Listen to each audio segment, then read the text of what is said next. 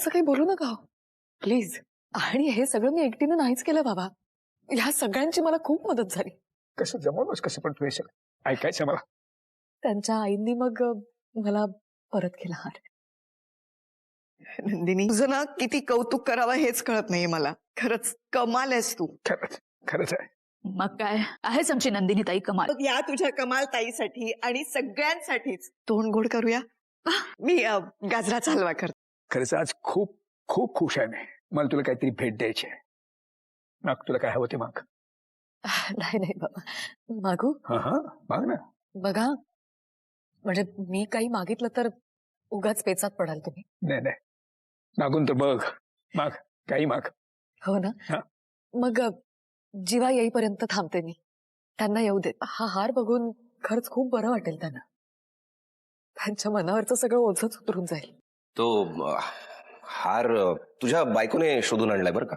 नंदिनी आज खूप खूप खुश आहे मी. माग मला माग. तुला काय हवं ते मागच. खरंच मागू बाबा. अगं माग माग. तुला काय हवं ते देईन मी. माग.